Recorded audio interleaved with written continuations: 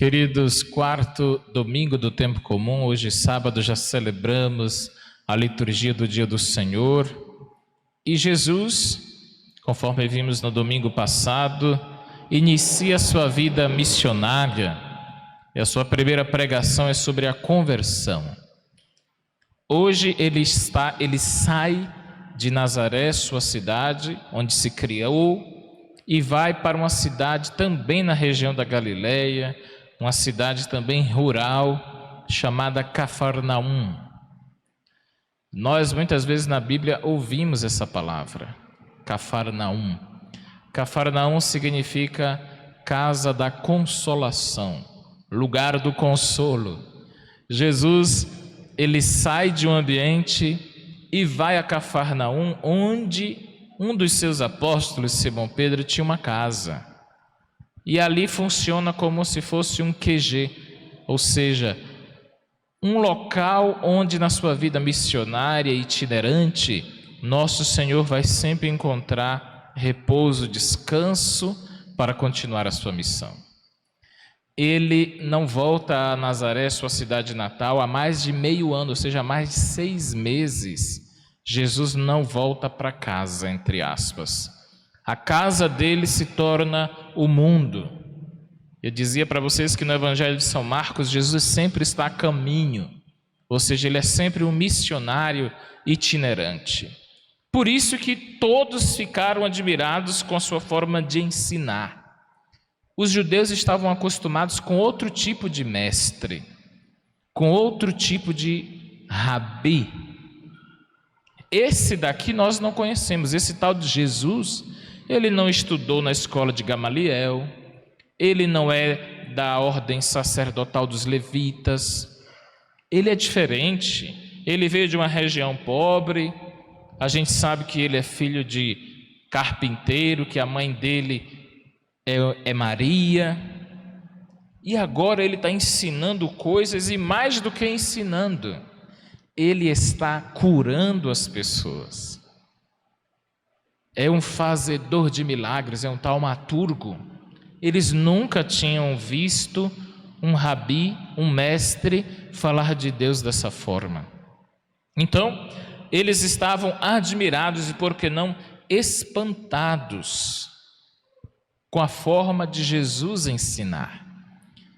Queridos, eles jamais tinham ouvido alguém falar de Deus como Jesus. Jesus não é um mestre da forma convencional. Ele é um mestre diferente. Eles não estavam acostumados a essa forma de educar, de evangelizar e de ensinar como Jesus fez. Isso causou muitos problemas para o próprio Jesus. O próprio Senhor, percebam que nós estamos no capítulo 1 do Evangelho de São Marcos, e ele já está enfrentando problemas. No início de sua vida pública, ele está numa sinagoga, ou seja, ele está na casa de Deus, e lá dentro da casa de Deus tem um demônio. Isso não nos chama atenção? Vocês não estranham o fato de que dentro da sinagoga havia um homem possuído por um espírito mau? Geralmente a gente acha que a casa de Deus não tem nada de ruim, não é verdade? Não é assim. A Bíblia está nos dizendo que dentro da sinagoga havia ali um homem possuído por um espírito maligno. Ou seja, tinha gente dentro da igreja que estava ali arquitetando o mal, fazendo a maldade. Mas o perturbador é perturbado pela presença de Jesus. Que queres de nós, Jesus Nazareno? Viestes para nos destruir? Ou seja, é quase que um pedido de socorro da parte do próprio mal. Ou seja, aquele que tem a missão de perturbar as pessoas, nesse momento está sendo perturbado pela presença de Jesus. Veja só, noutras palavras, Aqueles que estavam ali procurando, ou aquele que estava ali procurando a maldade, encontrou para si mesmo. Ele, possuído pelo demônio que estava ali para destruir, acaba sendo ameaçado de sua própria destruição. O que queres de nós? Eu sei quem tu és o Santo de Deus, você veio para nos destruir. Ou seja, o diabo sabe, queridos, os arquitetos da maldade sabem que o bem vencerá, que o amor vencerá sempre. Embora ele esteja dentro da casa de Deus procurando destruir a igreja de Cristo, ele não vai vencer. Os dias dele estão contados. E os servidores dele, porque eles também, o diabo também tem seus discípulos, também estão com os dias contados. Muito importante que nós tenhamos isso em mente. O demônio é astuto e é uma realidade. A igreja nunca negou a existência do mal, nunca. Isso faz parte da doutrina e da fé católica. Por isso nós não podemos negligenciar isso. Agora, temer não. Quem tem que ter medo é ele, ou eles, como eles reagiram diante da presença do ressuscitado. Não somos nós que temos que ter medo. Quem tem que ter medo são os arquitetos da maldade. Quem tem que ter medo de nós que estamos com Nossa Senhora e São Miguel Arcanjo é quem está arquitetando o mal, porque acabarão destruídos. E muito interessante como Nosso Senhor dialoga, aliás, ele não dialoga com o demônio.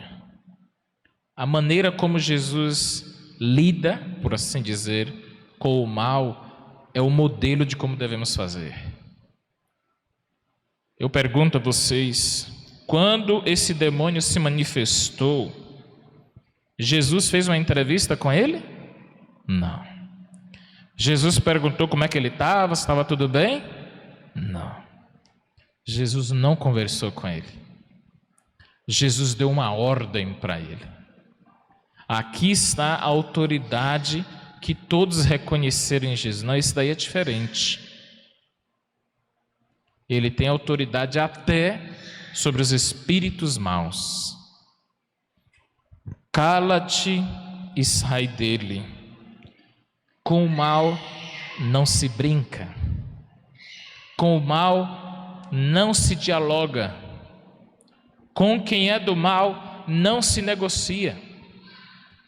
Cai fora, cala a boca, é a ordem de Jesus. Está vendo como nós devemos fazer? Não fique de conversinha com o mal. Não fique de diálogo com o mal, porque você vai cair na maldade. Com o mal não se negocia. Temos que fazer como Jesus. Cala-te e sai dele.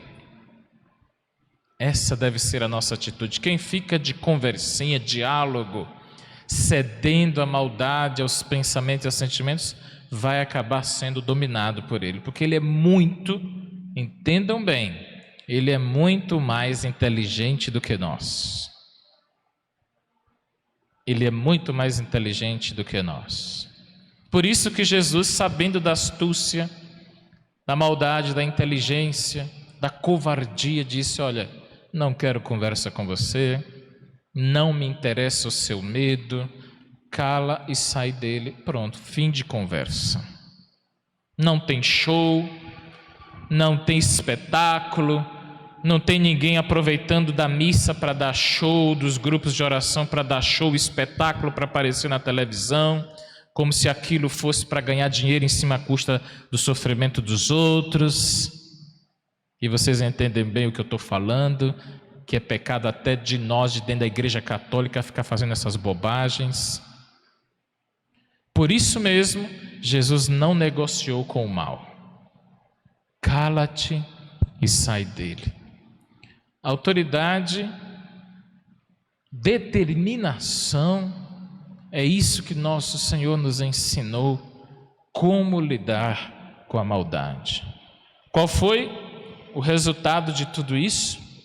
O homem teve o demônio expulso, a fama de Jesus se espalhou por toda parte, em toda a região da Galileia, e por fim, as pessoas se perguntavam: o que é isto?